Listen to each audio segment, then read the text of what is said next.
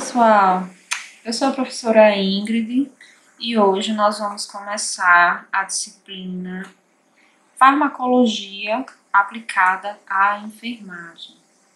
Hoje é a nossa primeira aula, então nós vamos começar com o assunto Introdução à Farmacologia, falando um pouquinho sobre os conceitos da própria farmacologia, os conceitos relacionados à farmacologia, assim como também a importância do profissional de enfermagem estudar essa disciplina, certo? Então, a princípio, nós começamos buscando entender o significado da palavra farmacologia. A palavra farmacologia, ela vem dessa junção da palavra fármaco, de origem grega, com logos, também de origem grega, né? Se traduz por logia, português.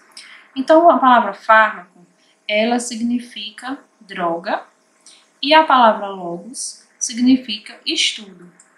Então, juntando os dois, nós concluímos que é o estudo das drogas. Então, a farmacologia, ela é uma ciência que estuda a natureza e as propriedades dos fármacos e, principalmente, a ação dos medicamentos. Ou seja, ela é uma ciência que estuda as interações entre um composto químico e o sistema biológico. Quando aplicamos um composto químico a um ser biológico, a um ser vivo, assim como também o resultado que nós conseguimos ter a partir dessa interação. Que esse resultado, no caso, poderia vir a ser positivo, como a ação de um medicamento que venha a sanar ou minimizar certos sinais e sintomas, como também pode ser de forma negativa, quando esse fármaco, essa substância, ela pode vir a ser tóxica. Então, é o estudo do mecanismo pelo qual os agentes químicos, essas substâncias, afetam as funções dos sistemas biológicos. De que forma ela altera, de que forma eles podem interagir. Assim, envolve o estudo da interação dos compostos químicos a drogas com os organismos vivos.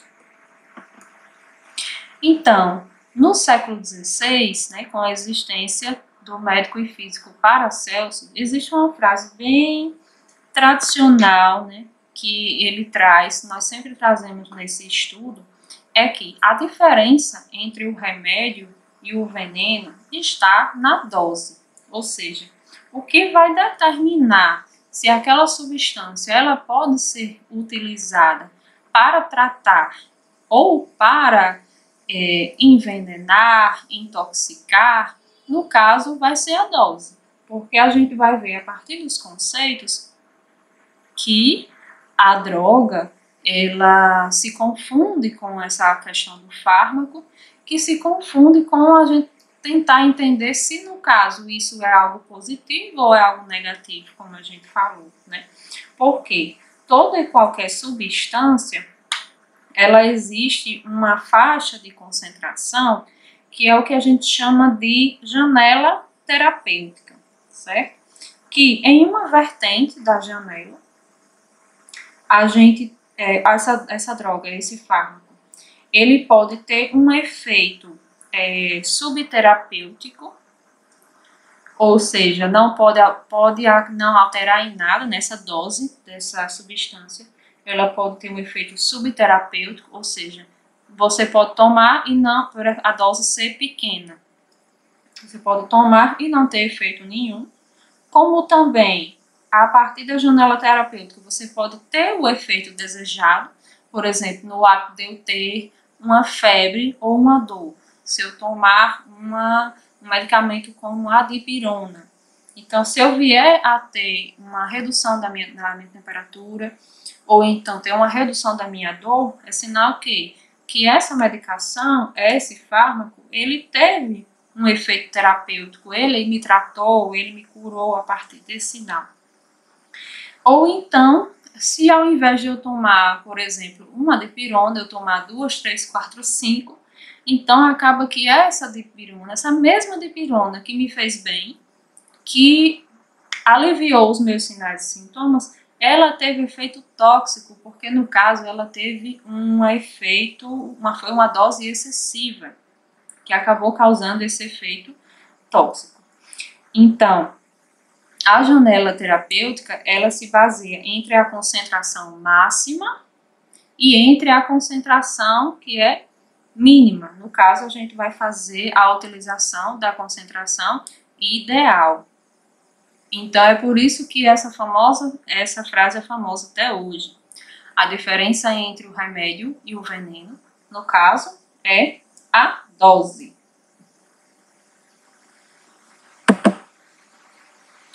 Então, na farmacologia, a administração de medicamentos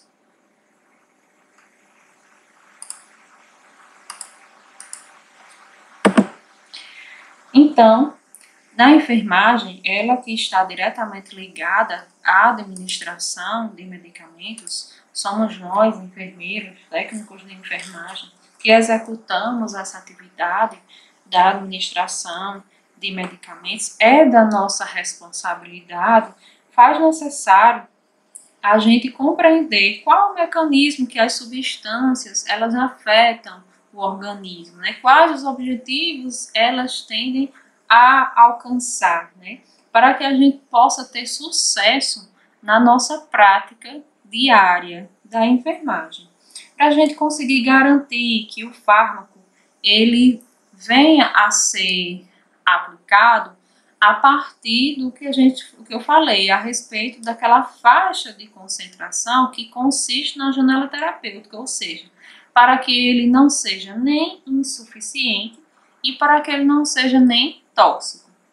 Mas a gente muitas vezes pensa, mas professora, quem vai fazer a escolha da medicação, quem vai descrever a dose da medicação, no caso, é o profissional médico. Sim, é o profissional médico, mas nós temos o dever, né, a partir inclusive, do nosso código de ética, nós temos a responsabilidade legal de conhecer esses fármacos, conhecer as doses aplicadas, para que a gente não seja pego de surpresa nessas situações, né? E a gente possa estar sempre atento a essas medicações e qual é a intenção, né, de se administrar essas medicações. Então é por isso que eu trago para vocês a questão do nosso novo Código de Ética, que foi implementado a partir de novembro de 2017. E nós temos alguns artigos aqui que nos chamam a atenção e eu convido a vocês a entendemos para a gente conseguir entender qual a dimensão da nossa responsabilidade legal a partir do momento que nós fazemos parte da equipe de enfermagem. E nós vamos executar essas atividades relacionadas à administração de medicamentos. Então, primeiro, referente aos direitos, nós temos o artigo 22, que diz que nós podemos nos recusar a executar atividades que não sejam da nossa competência técnica, científica, ética e legal, ou que não ofereçam segurança ao profissional, à pessoa, à família e à coletividade. Muitas vezes a gente vai se deparar com situações, muitas vezes de prescrições equivocadas, né, buscando fazer com que nós apliquemos uma certa quantidade exacerbada de medicação, ou então algum outro tipo de situação que não seja da nossa competência, ou administrar uma medicação por uma via que legalmente não é de competência da enfermagem, sim de competência de um outro profissional. Então nós temos o direito de nos recusar a executar esse tipo de atividade. Dos deveres, nós temos o artigo 51. Responsabilizar-se por falta cometida em suas atividades profissionais.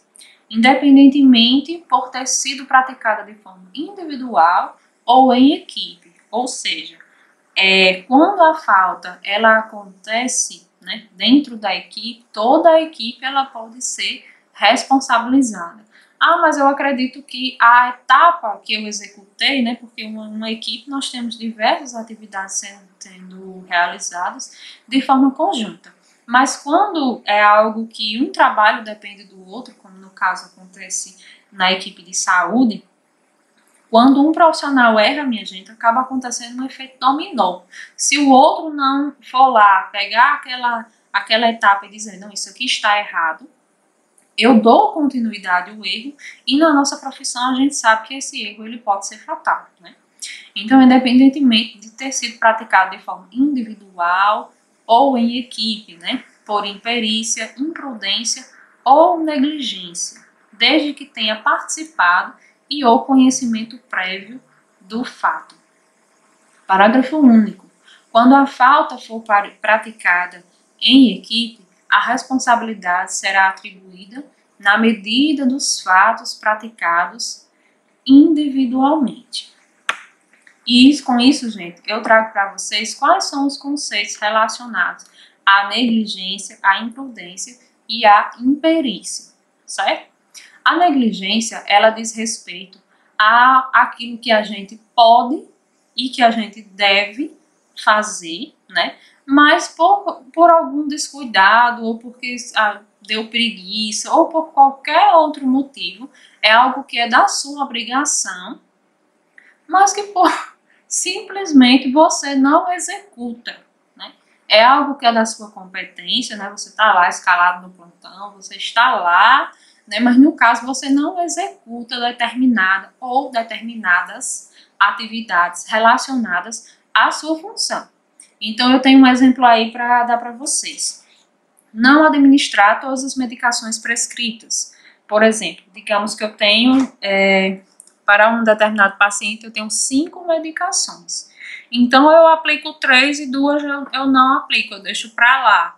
Porque no caso, não sei, tô com preguiça, não quero, tô cansado. Isso é um exemplo, gente, de negligência. Você negligenciou aquela sua atividade que foi a administração de medicamentos. Então, se no caso o paciente estava lá prescrito no prontuário 5 medicações, então ele precisava das 5 medicações. É sua obrigação administrar os medicamentos. E a gente precisa entender qual é a importância desses medicamentos para que a gente não ache simplesmente que aquilo ali não é importante.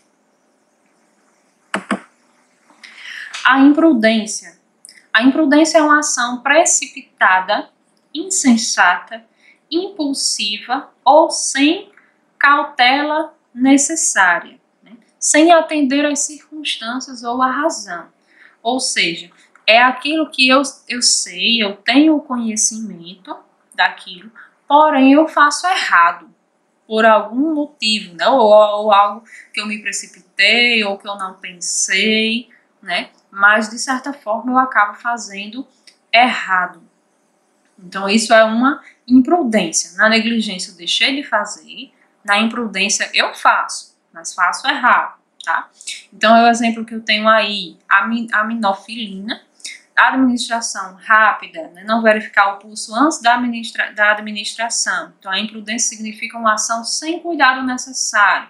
As medicações, cada um vai ter uma particularidade, ela vai ter uma certa necessidade na sua administração, né? Seja com relação à via, seja com relação a ser administrada de forma rápida, ser administrada com utilização de água, né? A forma como vai ser administrado, por exemplo, um comprimido a gente sabe que é via oral, né? Mas é um comprimido né? Ele é um comprimido a ser engolido, ou então ele é um comprimido mastigável, ou um comprimido que se dissolve já com a própria saliva.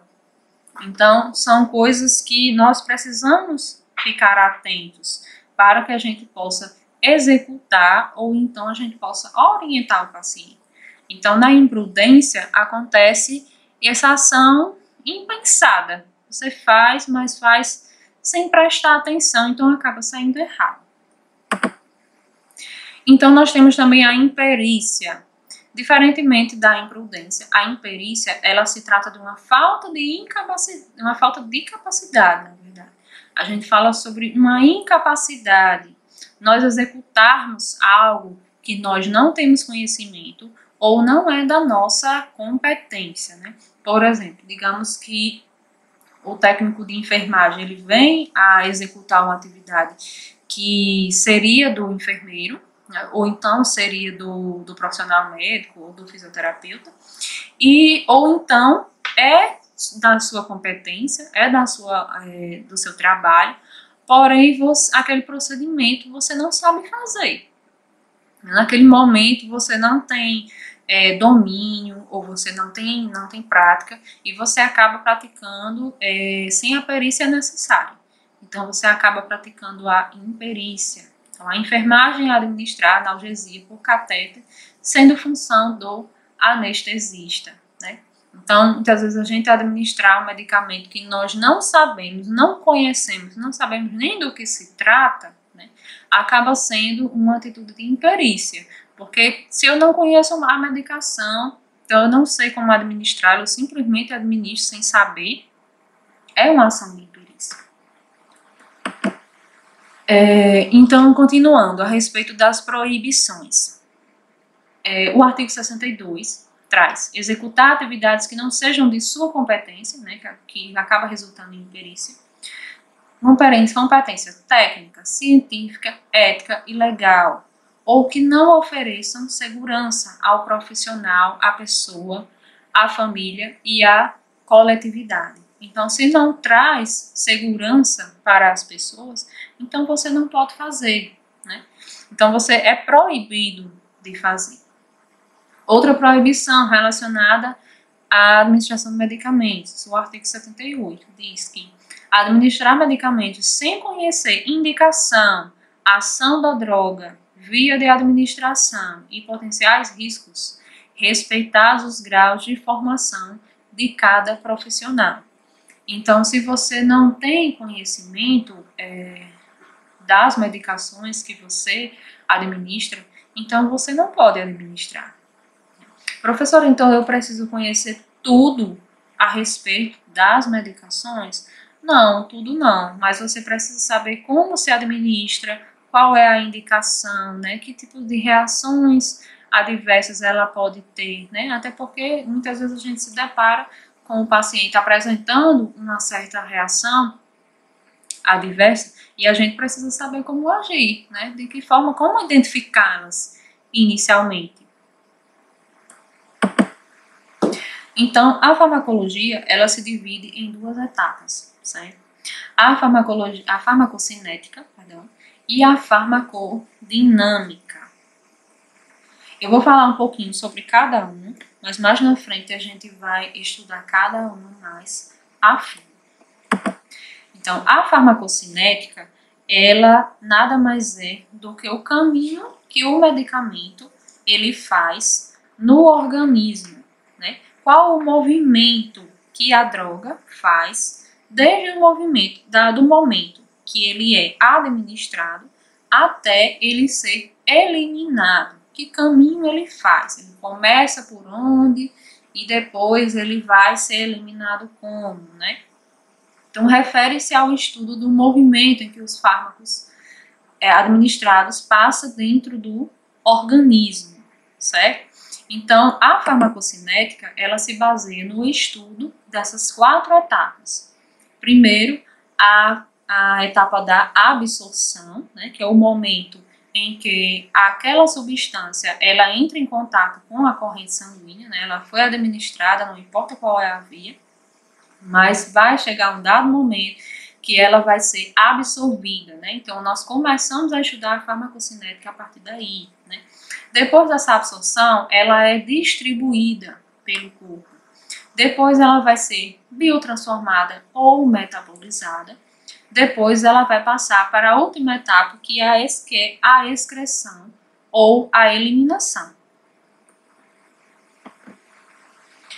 E a farmacodinâmica, ela é o estudo dos mecanismos relacionados as drogas que produzem alterações bioquímicas ou fisiológicas no organismo. Ou seja, gente, são as ações, as interações que aquela substância ela vai provocar a nível intracelular. Ou seja, a interação a nível celular entre o medicamento e certos componentes celulares. De que forma essa substância ela vai se comportar, de que forma ela vai interagir dentro da célula para que o nosso corpo ele apresente as respostas de acordo com o efeito que cada medicação ela tem que ter.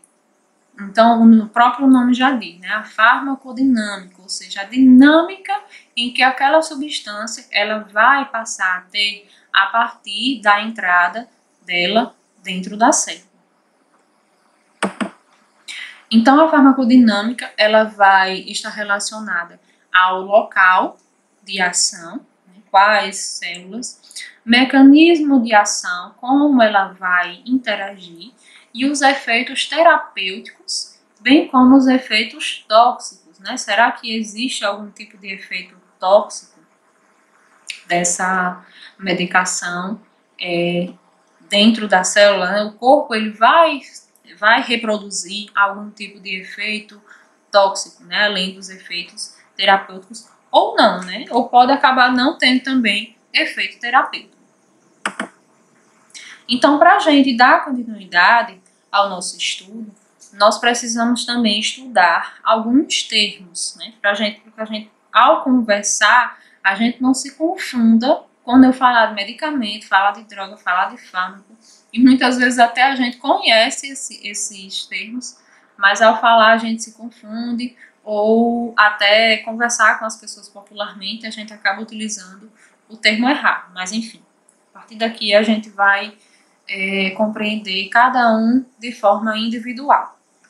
Por exemplo, a palavra droga, ela significa qualquer substância que, ao interagir no organismo, produz algum tipo de efeito.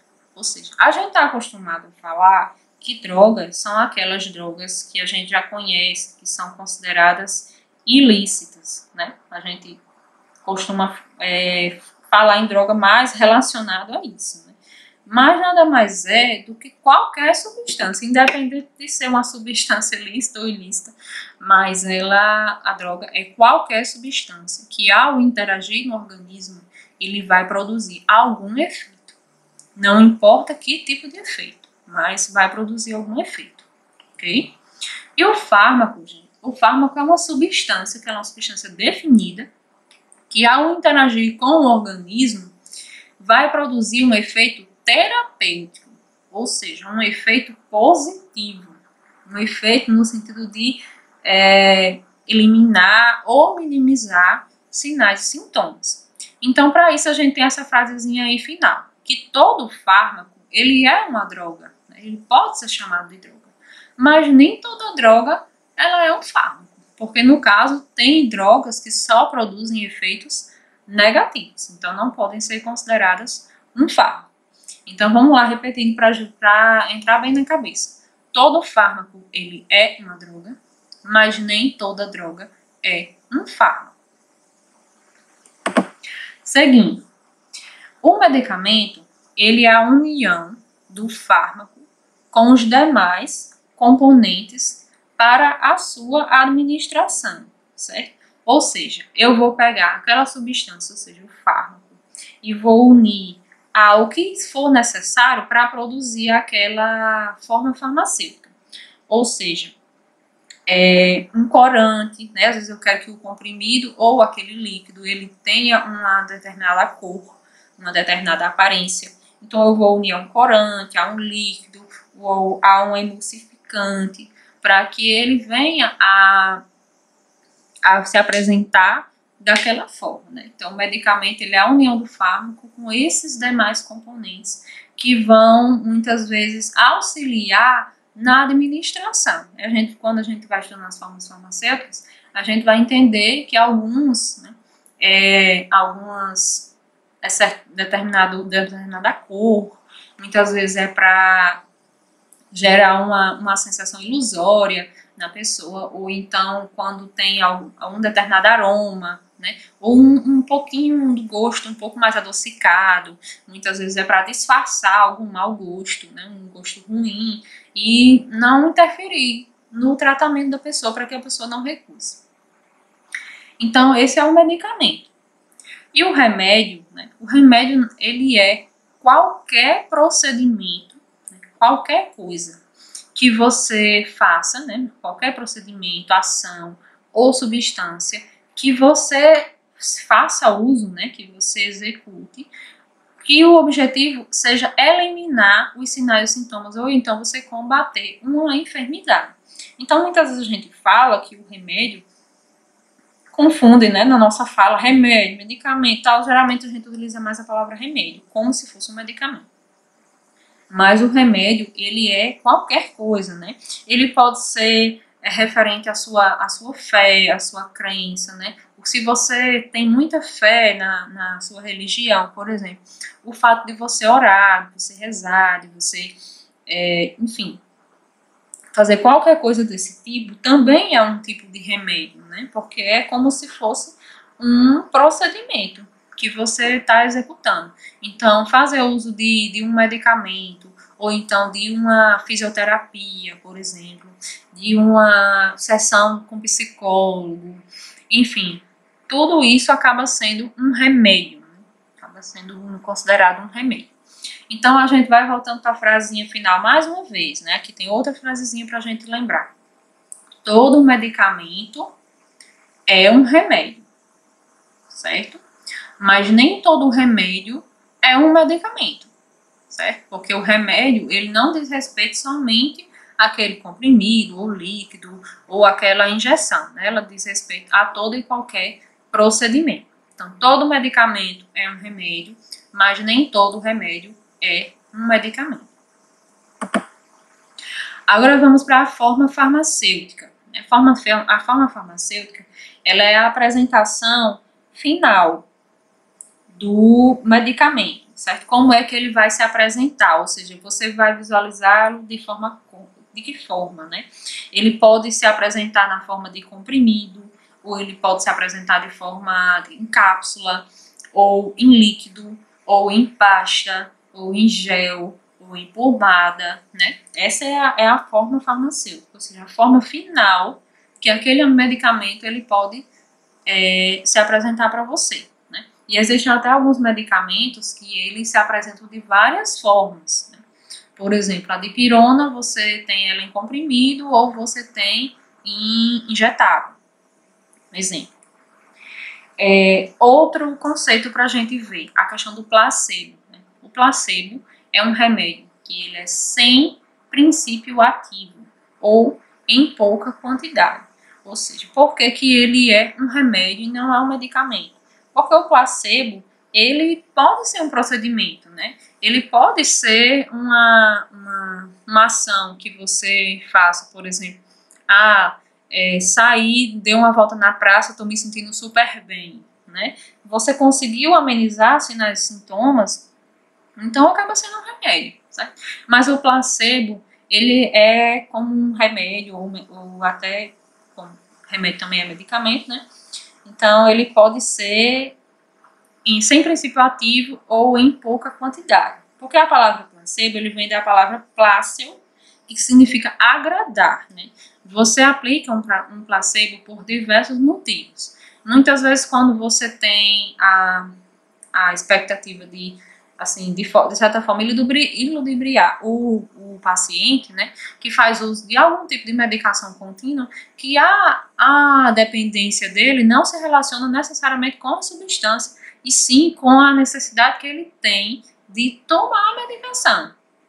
A necessidade que ele tem de ter a medicação junto a ele, né, como uma forma de ter uma forma de recorrer, né? Ou então o placebo, ele pode ser uma forma da gente dar continuidade a um determinado tratamento. Então existem alguns medicamentos que são reais, né, de certa forma, reais, ou seja, verdadeiros, e outros são placebos. A gente observa isso em alguns métodos, aliás, na forma anticoncepcional, né, em comprimido, o anticoncepcional oral combinado, que existem algumas marcas, né, que ele vem os 30 comprimidos, que tem uns que a pausa acontece em 5 dias, outro de 7 dias, mas enfim, ao invés de vir só os 21 comprimidos ou os 25 comprimidos, vem todos os comprimidos. E nós temos ali alguns comprimidos que eles têm até a coloração diferente, né? Aqueles comprimidos, eles são placebos, que o objetivo é o quê? É você dar continuidade ao tratamento e você não parar em momento nenhum para que você não esqueça. Por exemplo, quando eu começo a fazer o do anticoncepcional, né, eu preciso tomar todo dia aquele comprimido naquele mesmo horário. Assim é o tratamento com anticoncepcional. Mas a gente observou que muitas vezes no período de pausa, você passava aqueles dias sem tomar, depois para você voltar àquela rotina, muitas vezes você esquecia. Então foi inserido alguns comprimidos, né, que eles têm a coloração diferente justamente para identificar que são placebos, ou seja, você não vai começar, nem no meio do tratamento você não vai tomar, então ele é para ser tomado no momento da pausa. A posologia. Posologia é o modo como o medicamento ele deve ser administrado, certo? Ou seja, qual é a via que nós vamos utilizar, de quanto em quanto tempo, né, de quantas horas, é um por dia, né, de quantos miligramas, né? Por exemplo, dipirona de 500 miligramas, de 12 em 12 horas, ou de 6 em 6 horas, enfim, dependendo da prescrição. Né? Posologia, ela também está descrita lá na bula. A dose letal 50. A dose letal 50 se trata da concentração de uma substância capaz de matar 50% dos animais que foram testados. Né? Para a gente, assim, a partir desse teste, a gente conseguir compreender, né, qual a dose letal dessa medicação, né, dessa substância. Então, se faz esse teste de qual é a concentração que consegue realmente matar 50% dos animais que são testados. A biodisponibilidade se trata da quantidade e velocidade na qual um princípio ativo ele é absorvido, né, tornando-se disponível para a sua atuação no sítio de ação alvo. Ou seja, qual é durante quanto tempo, né, essa medicação, a partir de quanto tempo, no momento que a gente administra, né, e quanto tempo ele vai demorar para ser absorvido para que ele fique disponível. A bioequivalência, né, são fármacos que atingem os mesmos efeitos, certo? Ou seja, muitas vezes a gente tem a medicação, isso acontece quando nós temos a medicação, por exemplo, a medicação de referência, né, ou seja, não é um genérico, a novalgina, por exemplo, né, se trata da dipirona, substância de dipirona, mas que o nome da medicação de referência é novalgina. E ela é equivalente, ou seja, bioequivalente à dipirona genérica, né? E pode ser bioequivalente a alguma outra medicação que ela seja similar, por exemplo. A gente vai entender a diferença do de referência, do similar e para também o genérico. Né? O similar ele também vem com um nome fantasia, né? Como o novalgina, por exemplo, mas o nome da substância é dipirona. Então, essas medicações, elas são bioequivalentes, né? São fármacos que têm os mesmos efeitos. Então, são bioequivalentes, né? O similar foi produzido a partir da mesma dipirona, né? Produz o mesmo efeito. Então, aquele similar, com aquele nome, ele é bioequivalente à novalgina. Meia-vida é o tempo necessário para que metade de uma substância seja removida. Tempo necessário para que metade de uma substância seja removida do organismo, né? Ou seja, da administração até a metade da sua concentração, né? Esse tempo é chamado de meia-vida. Especificidade é a capacidade de um fármaco de reconhecer apenas um receptor, né? Cada medicação ela é administrada mediante um objetivo, né? Então, no caso, aquela substância ela tem que se ligar dentro das nossas células a um receptor para que resulte na alteração de uma enfermidade, né? Ou seja, resulte na eliminação de um sinal e sintoma. Então, a substância ela precisa ser específica para que ela reconheça apenas aquele receptor. Porque se ela acabar se ligando a outros receptores, a gente vai ter o que a gente conhece por efeitos adversos. Ou seja, além daquele efeito, a gente vai ter outros efeitos. Além do efeito desejado ou não, você vai ter outros efeitos. A afinidade. Tendência de um fármaco em se ligar ao seu receptor, ou seja, não é só ele se liga a um receptor, ele se liga ao seu receptor objetivamente, ou seja, aquele que ele precisa se ligar para minimizar os sinais e sintomas.